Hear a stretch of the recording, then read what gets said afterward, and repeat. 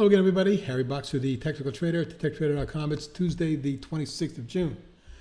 These are the charts of the day, and we had an interesting reversal, but not a fantastic one. And the last hour really took the steam off this rally, and it left a lot to be desired, so to speak. So I'm not going to get too excited about the rally, other than the fact that it enabled a lot of stocks that we follow to do very well today for day trades. Let's take a look at ABIL. Another 20%. This stock has now gone in 4 sessions from 221 to today's high of 1455. That's a 7-fold increase in 4 days on heavy volume, relatively. It's a thin stock that's trading a lot of volume, and it's got a low float, and it's being manipulated, in my opinion. I would be very careful up here, not only because it's up 400%, but because, or 700, 500, whatever it is, 600%, but because it's in a resistance zone here that's going to be tough to get to without some sort of pullback, in my opinion.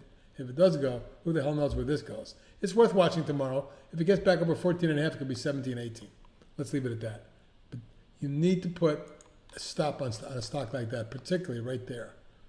And I would not be happy if I see the stock in the morning dropping underneath this pullback low, 10.60. You can put a stop at 10.5 if it suddenly comes down. Secondary supports all the way down at 8. So 10.5 to 8 is a big chunk of change. Now, if you're looking at it this way, and you're drawing lines across the lows, there's your channel and there's your bottom. It should go tomorrow morning and run again, and if it doesn't and immediately turns down, you'll know it could be a top. If it breaks out of this wedge and runs up 16, 17, who knows where this goes. Look at the top of the channel. Yeah, it says 24. We've seen it before. It wouldn't be impossible. I wouldn't bet the farm on it, though. We shall see. AMRS, nice pop today. Now, back here, excuse me, in the March where I gave a buy on it, and it consolidated for a while and then finally broke right there. The breakdown there was the stopping point. It went down further, made a little bit of a higher low, held the trend line the way I've redrawn it in terms of a parallel channel, and has popped back up to the declining top line right there. So if it can get up through today's high, around 640, it may be able to get up towards 7.25 and then 8, but we'll have to see what happens. Meanwhile, good technicals as well, and a move through all 3 moving averages after coming off the channel bottom. Blink. Well, you know, Blink had a big pop in May. Very big. Going from $1.25 all the way up to 8 and change. But you can see that since, in the last 6 weeks, it's come down in a very orderly, quiet channel. In particular, Thursday had a very narrow kind of inside day. Friday was a little wider range. And right now it's holding the 50-day moving average, which comes in right about 485. Today's low is 505, and it closed at 550, up 24 cents or 4.5%. Maybe the beginning of something, may not be, but let's keep tabs on this one. Any move on Blink that takes out 635 could rocket all the way up to 7, 8, 9. Who knows where this goes? And ultimately, it wouldn't shock me to see mid-teens on this one if it makes a big volume move. Keep an eye out for that. BVX was put out as a day trade today. Excuse me, swing trade, as it broke through a 1.5 years worth of resistance. Take a look at today's high, and way back here in November 2016, it reached 445.49. Today's high, 448. So there's resistance here, and should we pop through, I'm definitely looking for 5 3/4, ultimately 7 3/4. I like the overall base pattern, could set up a nice move. CLPS, new issue, rocketed from 5 to almost 18, more than tripling in a week, and then rested for 3 days in a falling wedge. Looked like it popped out today. It was up $1.85 or almost 16%. Keep an eye out. If it gets up, well, the target's got to be 15 and 17, and to get through that, something in the 2022 range is possible, but keep a close tab on 11, because under 11, you're stopping it. I don't want to see the stock drop underneath there. Secondary support might be at 10.25, but 11 and 10.25 is your support going forward. ECYT popped 81 cents or 6%, 1.4 million, not a lot of volume, but you saw last week when it dropped down, everybody was concerned about it. Well, it didn't break support at either the trend line, moving averages, or lateral price support. So for me, this is a reversal, and all we got to do now is get it up for starters above 15, and then take out 15.45, and you're on your way to 18-ish. That's a swing, and it's looking good. End phase, now up for 4 days in a row, 6 out of 7.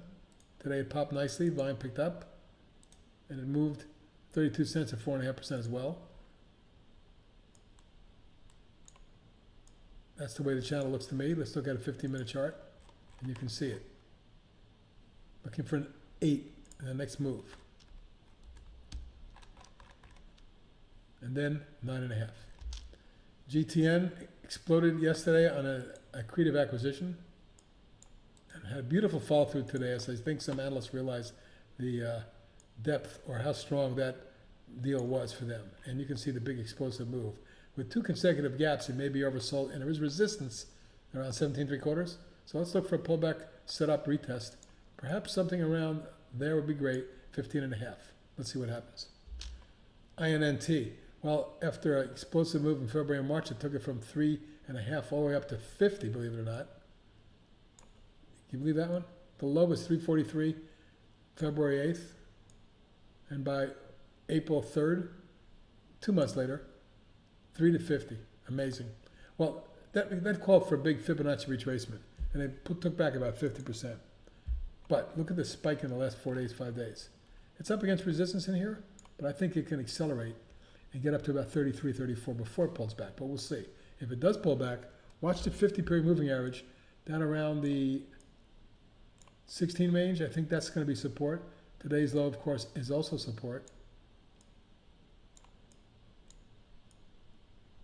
At 17, so 17 and 15 support going forward. What I'd like to see after a pop to resistance is some sort of backing and filling that sets us up for a run to 32. But it remains to be seen. Still, I like to break out of the falling channel and a pick up on volume as it surged. Well, Andre picked out IVTY. Let me pronounce that. IVTY, okay. Well, IVTY broke out of the wedge today and popped big time, about 14%. It's a low price stock, and there is resistance, and my next target has to be about 4 3/4. It gets through that secondary target and resistance, about 5 3/4. But today's action with an increase in volume looks intriguing. LEDS also popped today, and after hours is up again. So watch this one tomorrow and going forward with resistance in the 5 1/4 range. Should it get through that, it could be on your way to a big move in your 8. That remains to be seen, though. Let's see what happens here. NWY, I'm really intrigued by this low-price retailer. It's gone from $1.25 all the way up to 5 today. But you can see the 1, 2, 3, 4, 5-way move. Now another breakout. So this one might lead to 6 3/4, 7, my next target. PBY with a big piece of news today on drug news, gapped up sharply, opened at 64.50, up around 13.5 points, backed off to 56 and change, and that's where we put on a day trade, and the stock literally closed really nicely up near the upper end of the range with a late run.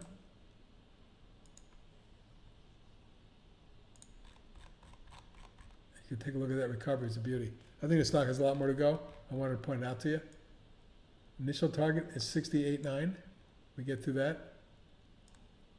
I'm looking for a move up to 82. So this could be the beginning of a big move, and there's a breakout across 3 moving averages with a big breakaway gap on huge volume with news. RCM, boy, what a beautiful chart this has been, particularly since it surged in March, and then it's been a rising channel. I don't think it's done yet. It just broke out of a wedge today, popping 81 cents or almost 10%. Volume was solid 1.5 million, and it doesn't look like it's done, does it? I'm looking for around 10 on this stock, and then we'll see if it gets into the low teens. Here's the long-term picture. You can see that at one point back in 2012 and 13, this was a $14 stock. That would be my secondary target. SPPI with positive drug news may have broken this big wedge today with a breakaway gap on 6.5 million shares, up to 77 or 14.6%. I like the way that looks. At this point, I'd be angling for a move that takes us to at least test that area around 23. We get through 23, though, we've got a good shot at 29, in my opinion. TRXC ran nicely today. Big volume in the last few sessions. This was on the charts of the day last night. I want to point out the follow-through that it had, but it did back off. Nevertheless, after reaching 570, finished at 529, up 33%. Volume solid, 19 million shares. The stock had traded huge volume in the last 3 days. It may be short-term exhausted, may need to pull back, but momentum could carry it to 6.5 and then 8 Those are targets going forward if it continues this momentum. On the longer term chart, you'll see multiple tops in this area and some bottoms. This is going to be a key level. If this can get through here, we're looking at a much bigger move. So this is a key resistance zone.